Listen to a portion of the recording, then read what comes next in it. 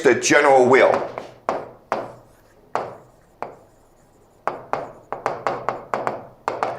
Okay, and the general will is a substitute for God. It is the expression of the best of who we are.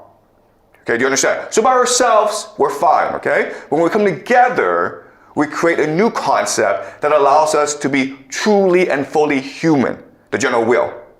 So what is the general will? Okay, all right, so think of Immanuel Kant, who was a German philosopher, and he explained that the very basis of humanity, what we should all try to achieve, is something called the categorical imperative.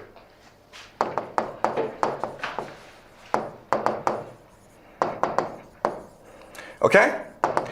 The categorical imperative is the highest moral law. Right? It's really God's law.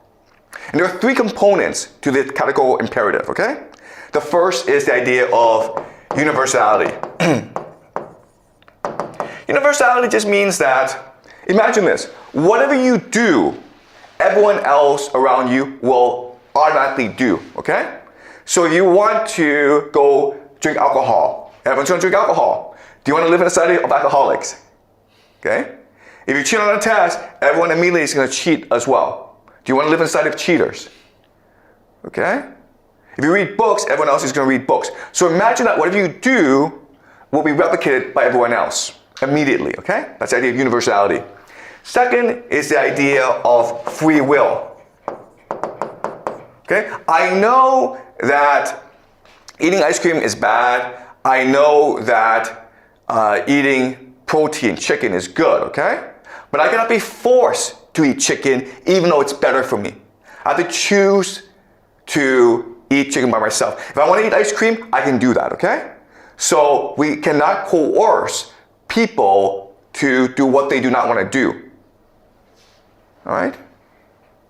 And number three is human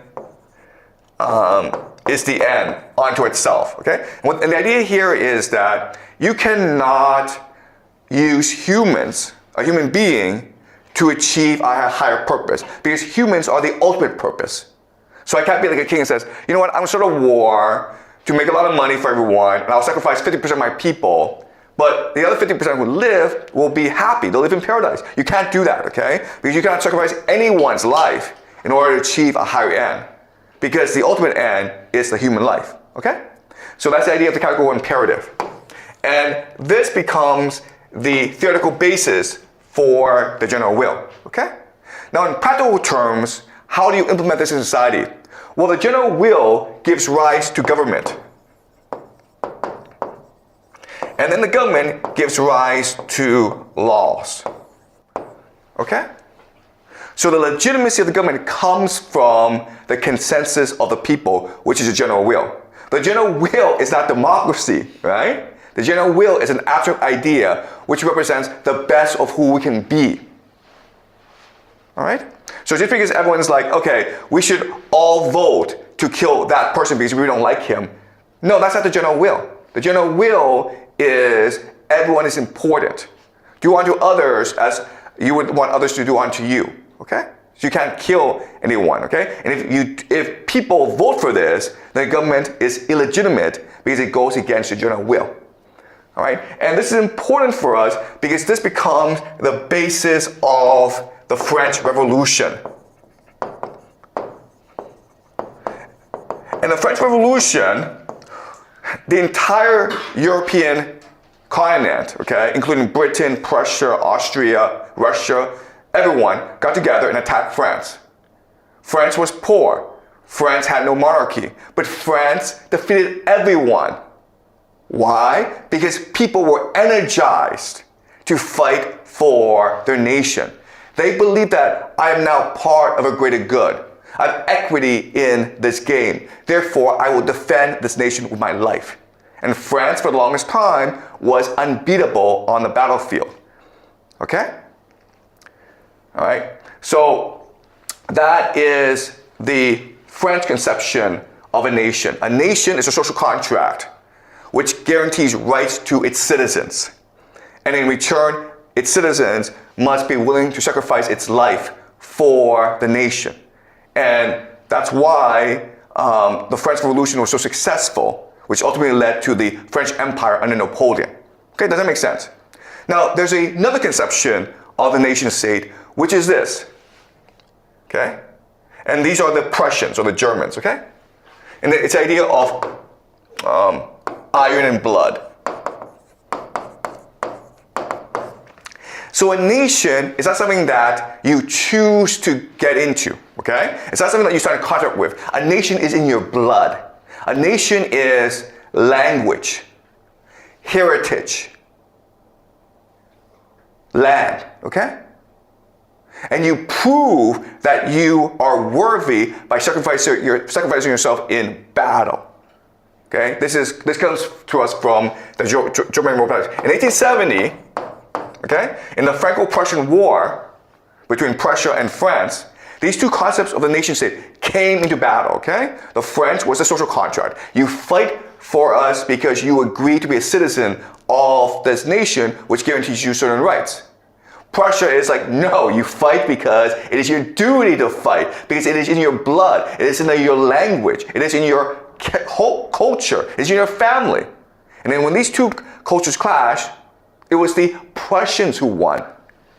And that created, of course, Germany. Okay? So in 1870, the modern nation of Germany was founded by the Prussians when it defeated France in the Franco-Prussian War. All right? So now we go to America. Okay? And America has a different conception of the nation state. Okay? So at this time in history, first of all, America, it's a very small place, 13 colonies. And the colony is controlled by these indigenous people. The French are there, the Spanish are there, okay? But the Americans are very, very ambitious. And they are expanding really, really fast. And Britain, the home country, actually becomes afraid of America. Because at this time, about the 1700s, America has more people, it's wealthier. It's welcoming people from all around Europe. And so Britain tries to limit the expansion of America. Okay? It tries to say, you can't cross this certain line, the Appalachian Mountains. And America says, screw you, we're going to revolt. Okay? And this creates the American Revolution. And in 1789, America creates the Constitution, which becomes the highest law in the land. And so at this point in history, the American founding fathers, they look around the world, they know about the British system, they know about the French system. They're trying to grow the country as fast as possible. They have to fight the Spanish, the French, the British, and the indigenous people in their land. They're trying to welcome as many people as possible, okay? So they decide that the nation will become a game. Okay, a game where the citizen is a player. And the citizen is trying to maximize his wealth. Okay? And through this process of maximizing his wealth, trying to get as much wealth as possible, he will be energetic. He will work hard. And this energy will contribute to the overall wealth of the nation, which will allow America to grow very, very fast. Okay? That's a plan. All right? So for this to work, they have to construct a game that has three major characteristics. All right? The first is that it has to be open, meaning anyone can come and play. Okay? But that just means also limiting the history and the ethnicity of the place. Okay? So the concept that America creates is the idea of melting pot. We welcome anyone who comes to America, regardless of your race, regardless of your history, regardless of your wealth, as long as you're willing to assimilate into America, into the melting pot, okay? That's the first idea. Second idea is fairness.